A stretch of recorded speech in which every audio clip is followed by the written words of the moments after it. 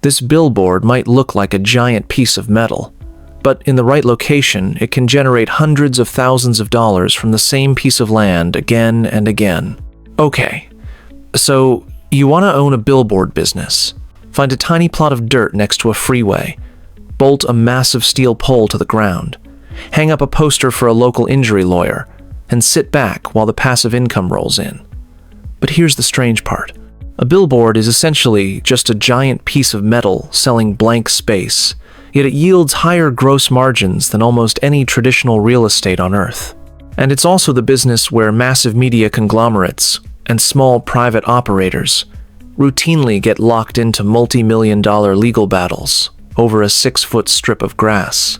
Anyway, by the end of this video, you'll know exactly how that's possible, how billboard owners actually make money on the inside, why digital displays completely broke the math of out-of-home advertising, and why a billboard business isn't really a media company, it's a legal monopoly on human attention. To understand the money, you first have to realize that billboards aren't built equal. They come in 3 distinct tiers, and they operate like 3 completely different businesses. A basic static wooden billboard along a rural highway costs around $10,000 to $20,000 to construct. It's cheap, low maintenance, but it only rents for maybe $500 to $1,500 a month. Then you have the standard steel monopole roadside billboards, the ones you see lining major interstates. A double-sided static monopole costs anywhere from $80,000 to $150,000 to erect.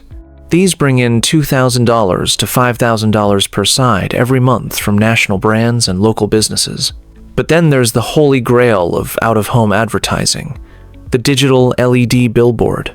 Converting a traditional steel frame into a high-definition digital display can run you $250,000 to over $400,000 up front. Now, spending $400 grand on a glorified outdoor TV sounds insane until you look at how the money flows in. Here's the thing. On a static billboard, you have one advertiser. They pay you $3,000 a month. That's your ceiling. If someone else wants that spot, they have to wait until the contract expires, or pay to physically tear down the vinyl poster and put a new one up. But digital boards completely break this limitation through time-sharing. A digital billboard operates on an 8-slot rotation. Every 8 seconds, the image flips to a new ad.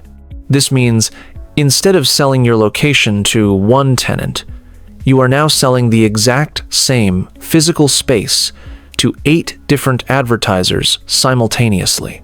If each advertiser pays just $1,200 a month for an 8-second slot, that single digital face generates $9,600 every single month. If it's double-sided, you double that number to $19,200 a month.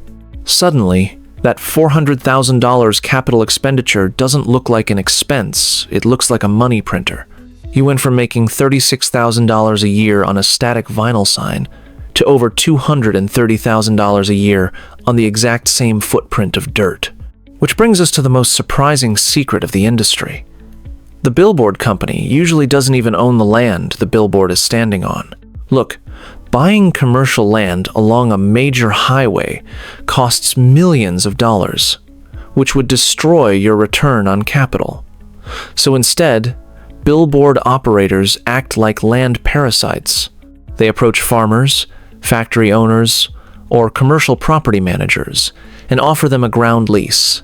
They ask for a tiny 20 by 20 foot corner of a parking lot or an overgrown ditch right next to the highway guardrail. In exchange, the property owner receives either a flat monthly rent, say $1,000 to $2,500, or a revenue share of 15% to 20% of the ad sales. For the landowner, it's completely free money from space they couldn't use anyway. For the billboard operator, it keeps capital expenditure laser-focused purely on the structure itself. When you stack up the operating expenses, the unit economics are almost shockingly clean. Let's break down a typical twin digital monopole along a busy metropolitan highway, grossing $20,000 a month or $240,000 a year. First comes land lease payments, taking roughly 18% or $43,200 annually. Next is electricity. Running thousands of high-brightness LED modules visible in direct sunlight consumes massive power, costing around $12,000 a year per board. Then you factor in digital software management systems, insurance, property taxes, and routine maintenance, which drain another $20,000. Finally, sales commissions or programmatic ad platform fees take about 10% of revenue, or $24,000. Add it all up, and your total operating costs sit around $100,000. That leaves a massive $140,000 in net operating income. That is a 58% net profit margin. In the world of physical real estate, a 58% margin is practically unheard of. So, if the math is so overwhelmingly guaranteed, why isn't everyone putting a billboard in their backyard? Why isn't every entrepreneur building a steel pole next to the nearest road? Because of a single law passed in 1965, the Highway Beautification Act.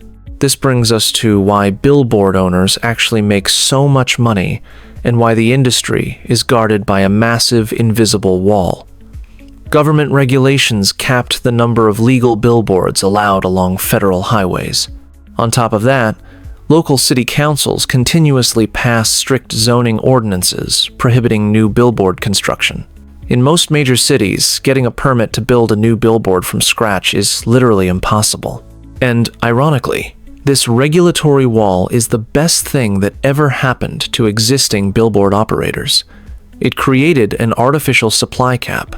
When supply is legally frozen, but car traffic and business competition keep growing every single year, the value of those existing physical locations explodes. You aren't paying for steel and LED lights. You are paying for a legally protected monopoly over a specific view from a specific stretch of highway.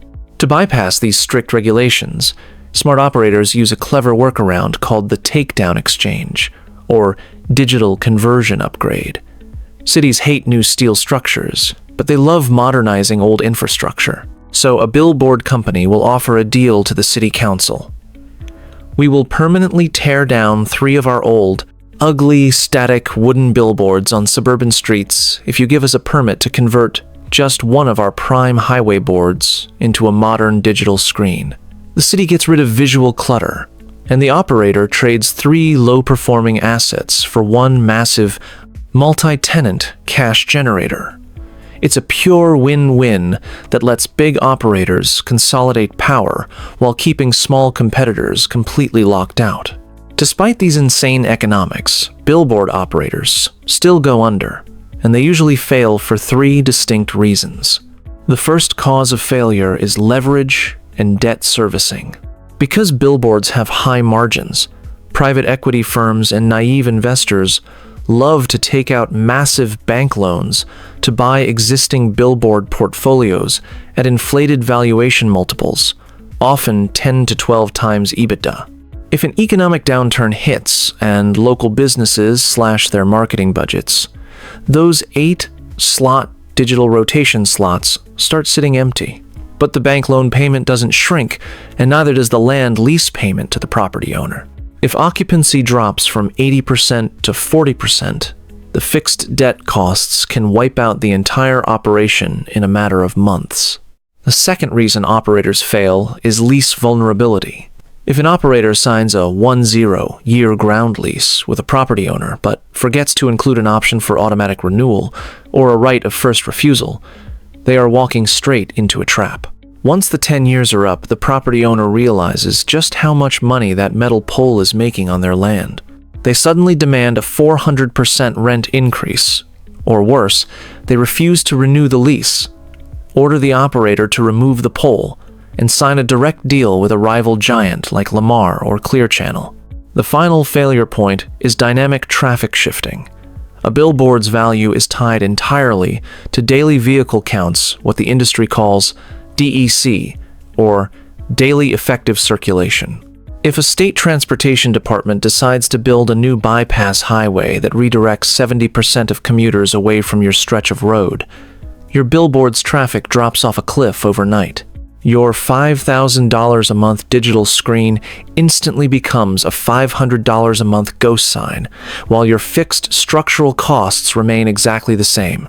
Yet, for those who navigate the legal red tape and secure long-term land control, the payoff scenarios are incredible. Once you pay off the initial construction loan on a digital billboard, typically within 3 to 5 years, the asset transforms into a high-yield annuity. Unlike residential apartments, you have no toilets to fix, no tenant eviction proceedings, and no indoor plumbing leaks. You are essentially leasing light and line of sight. In fact, the industry has evolved even further with programmatic digital buying. Today, advertisers can buy billboard space programmatically in real time, just like buying a Facebook or Google ad. If it starts raining near a highway exit, a weather-triggered automated bid can instantly push an ad for a nearby tire shop onto the digital screen for 2 hours, charging premium surge pricing per impression. At its core, a billboard business isn't about physical construction, graphic design, or marketing. It's a game of securing scarce real estate rights, locking in hyper-defensive ground leases, and exploiting legal supply caps to monetize human attention at scale. It's one of the few industries left on Earth where a few square feet of dirt and a steel pole can yield millions of dollars in recurring profit, simply because millions of cars have no choice but to look at it every single day.